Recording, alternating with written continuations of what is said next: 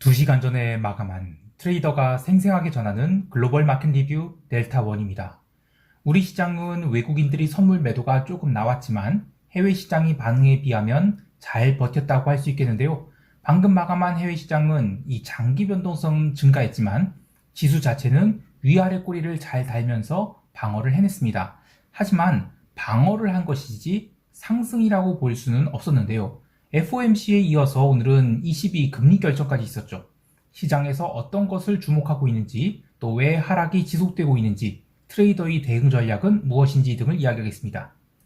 참, 오늘 속 시원한 기사가 나왔죠. 유튜브에서 해외 선물 이렇게 검색을 하면 가슴골을 파이는 옷을 입은 정신 나간 인간들이 가짜로 매매를 하면서 쇼를 하고, 그렇게 대여 계좌 영업을 해서 한 250억 가량이 불법 수익을 얻었다고 하는데, 이들 일당 40명이 수사선상에 올라서 일부 구속됐다고 합니다.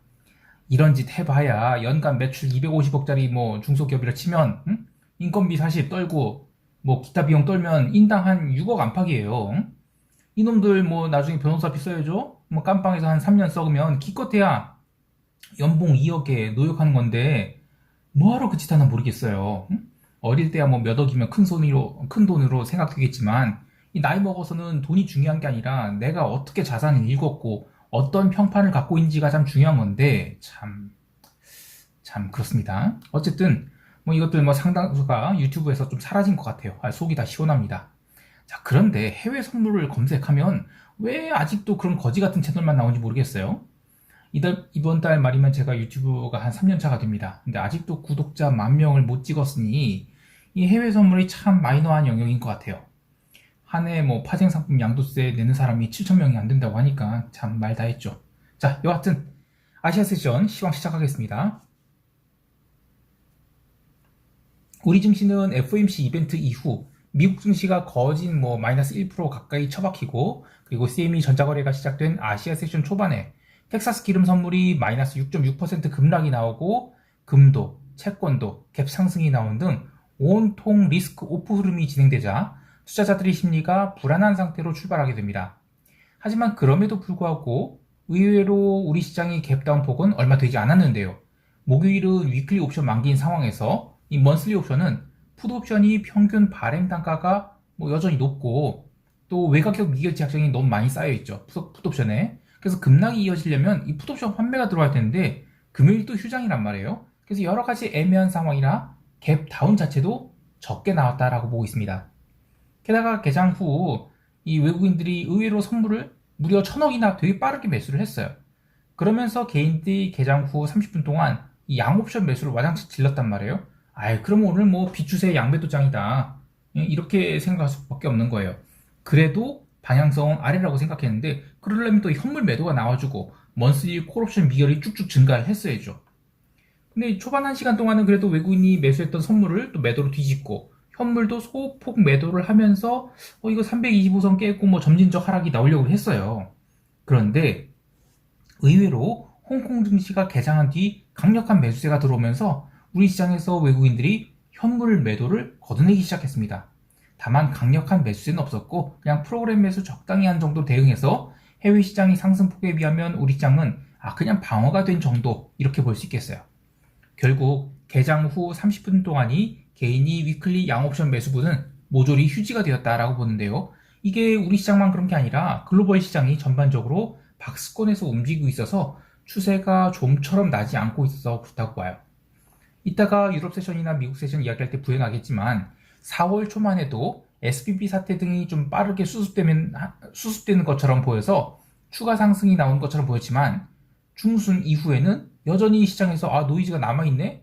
이런 가운데 변동성이 오지게 눌려서 본격적인 방향성은 5월 이후가 될 것이다, 이런 걸 암시했죠. 여하튼 4월 마지막 주에 급등이 나왔지만 FOMC 이벤트 그리고 22로 4월 말이 상승분을 3분의 2가량 반납해버렸어요.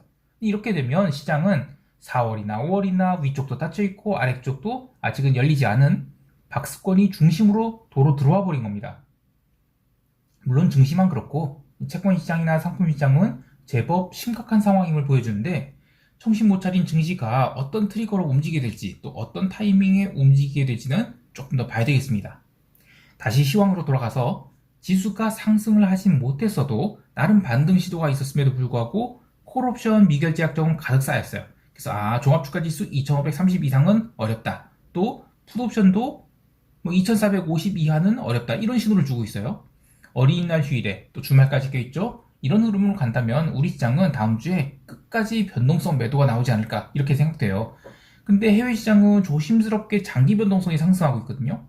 그래서 우리 시장이 옵션 만기주 이후에는 시장에 또 나름 큰 변화가 있지 않을까 생각해 봅니다. 선물 베이시스는 일중 평균 0.6까지 떨어졌어요. 그래서 이번 물 들어서 가장 낮은 베이시스를 갱신하고 있는데요. 제가 4월 초에 시장을 강세로 볼 때 드디어 선물 베이시스가 이론 베이시스를 넘어서는 그런 강력한 콘텐츠가 나왔고 이러면 우리 시장이 추세적 상승을 동반한 레벨업 시도가 있을 가능성이 크다 이렇게 보면서 되게 좋아했었어요. 그런데 4월 중순 이후로 시장에 힘이 빠졌죠. 그러면서 베이시스가 점점 나빠지고 있고 이제 6월물 선물이 근월물이 된 이후 가장 낮은 일중 평균 베이시스를 갱신해 가고 있어요. 이런데 어떻게 상승을 볼 수 있겠습니까? 그래서 기본 방향성은 여전히 점진적인 하락을 보고 있습니다. 이제 유럽 세션 넘어갈게요.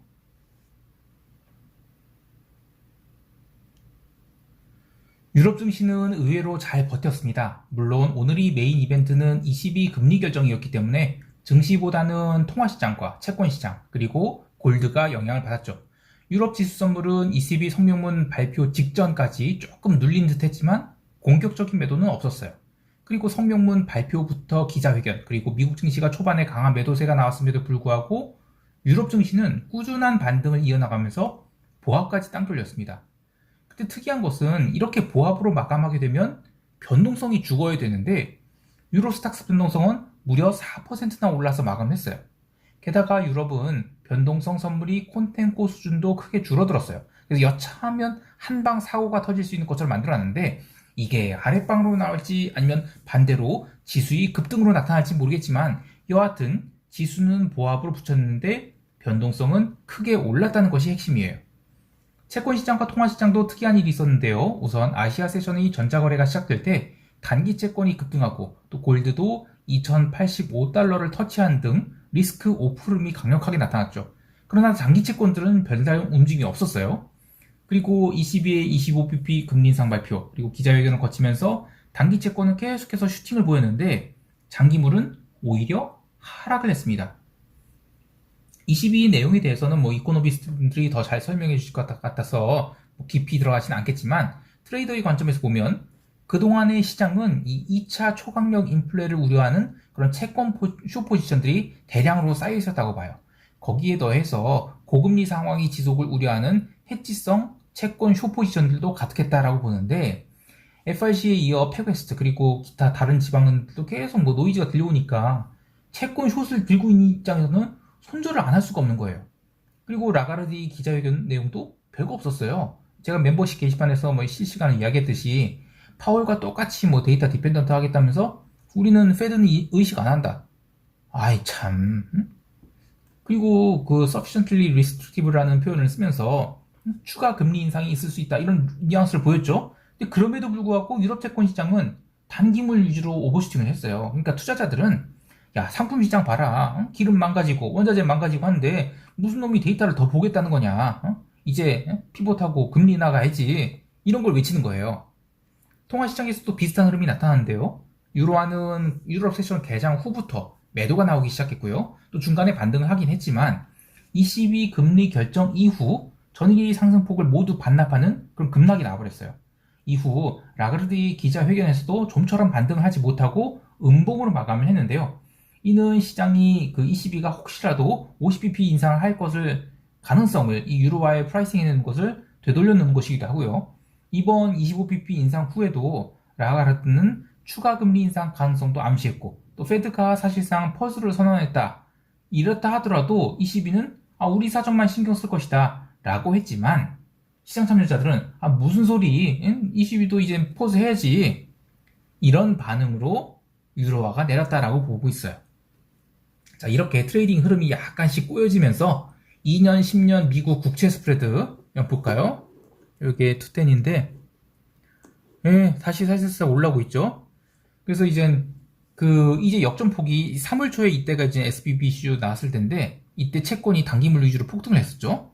자, 그러면 단기물이 다시 올라간다는 것은 시장이 이제는 미국이 부채 한도 이슈에 좀 집중하지 않을까, 이런 생각도 들어요. 근데 이건 또 나중에 얘기하고, 자, 상품 시장 얘기할게요. 자, 우선 아시아 세션 시작 후 기름이 플래시 크래시를 보였죠. 그래서 텍사스가 마이너스 6.6% 급락이 나온 뒤 반등이 나오기 시작했어요. 기름이 63.64달러 저점을 찍었는데, 이거는 지난 3월 20일경에 기록한 저점 수준이에요. 어떻게 보면 기름은 65달러 선을 쉽게 깨진 않겠다, 이런 신호를 보여준 것 같은데, 자, 그러나 명백한 것은 여기서 기름이 V 반등할 수 있을까? 이것에 대해서는 어림도 없다, 이렇게 보고 있어요. 이 사우디 아람코가 아시아 대상이 원유 공급 가격을 올해 1월 이후로 처음으로 인하했다고 하는데, 이거 명백한 리세션 신호죠. 자, 그런데 이걸 다른 이유로도 해석할 수 있어요.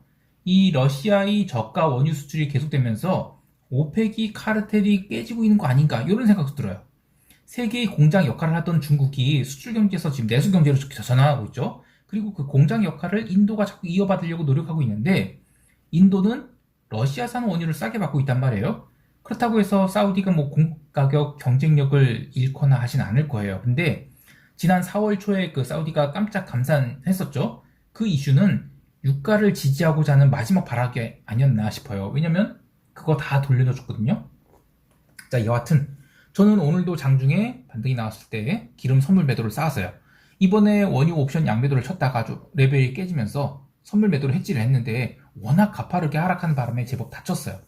수요일에 눈물을 머금고 풋매도분 롤링 다운하고 추가 해지를 강하게 했기에 망정이지, 안 그랬다면 아시아 세션의 스탑로스에 상당히 피곤할 뻔했습니다. 자, 이제 미국 세션 넘어갈게요. 미국 지수 선물은 아시아 세션 초반의 언더슈팅 이후 꾸준히 매수가 들어오면서 FOMC 성명문 발표 이전의 수준까지 상당한 반등이 나왔습니다. 하지만 유럽 세션 들어서 조금씩 밀리기 시작했는데요. 이어 본장 개장 전 이 프리마켓에서 퍼스트 호라이즌이 합병 무산 소식, TD 아메리뱅크인가? 거기랑 이제 합병이 무산되는 그런 소식이 들렸죠. 그래서 미국 질방은행 이슈가 계속되니까 개장 후 증시는 반등 안 나왔어요. 1시간 동안 매도가 그냥 줄창 쌓이면서 나스닥 선물이 13,000포인트까지, 13,075포인트, 어쨌든 거기까지 그냥 스트레이트 밀리게 됩니다. 저는 이 구간에서 매도 포지션 하나 줄였어요.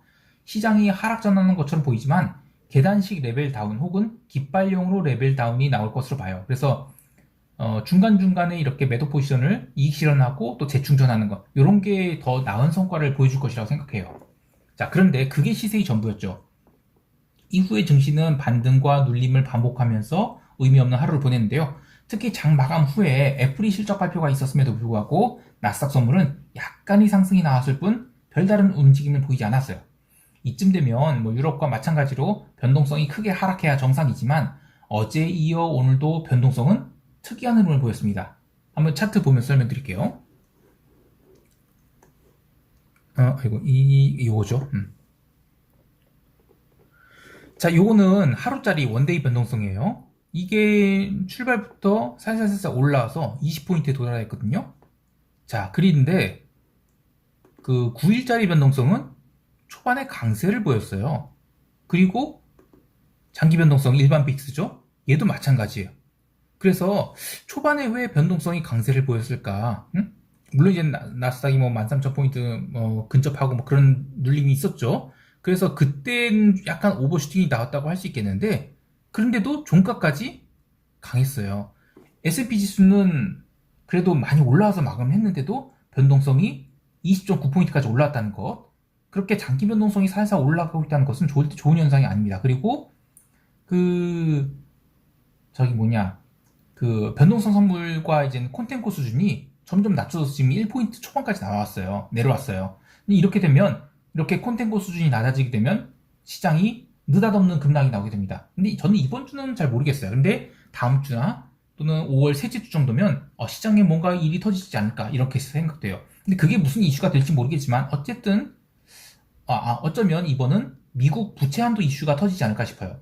저는 보통 이 부채 한도 이슈는 정치적인 이벤트고 시장에 직접적인 영향을 미치지 못한다, 이렇게 주장하는 편인데요. 이번은 아닐 수 있겠다라는 생각이 드는 것이, 지금 단기 채권 수요가 계속 몰리는 현상이 시장에 부정적으로 작용하고 있거든요. 근데 이런 게 에스컬레이션 될 때 뭐 만약에 며칠짜리 이 마켓 크래시 이런 거 충분히 나올 수 있어요. 여전히 높은 채권 변동성 수준을 고려하면 실제로 뭔가가 일어날 수 있다고 보거든요. 물론 저도 이제 김치국 먼저 마시지 않겠지만 여하튼 장기 변동성이 살살살 올라가고 있다는 거, 이거 미국만 그런 게 아니라 유럽도 다 올라가고 있거든요. 이런 거는 결코 무시할 수 없는 일이 되겠다 라고 봅니다. 자, 개별 종목에서는 찰스 슈왑이 시가의 45달러 중반에서 출발을 했죠. 아주 윽소리가 나왔는데 초반 1시간 동안 언더슈팅을 극복하고 나서는 47달러까지 올라왔어요. 한편 파페치도 이 4달러 이하에서는 계속 매수가 들어와서 3.96달러까지 반등을 했는데 지금 시장이 투매가 나온 국면은 아니거든요. 그래서 개별 종목 플레이는 가능한 구간이라고 보는데 저는 주식만큼은 나름 긴 호흡으로 매매를 해서 저는 최대한 유리한 가격에 사고 싶어요. 그래서 여하튼 이 파페치는 실적 발표까지 지금 2주 정도 남았고 또 찰스 슈왑은 다음 주에 뭐 눌림 나오면 그때부터 좀 분할 매수를 생각해 볼게요. 자, 이제 시장 총평하면서 대응 전략 이야기할게요.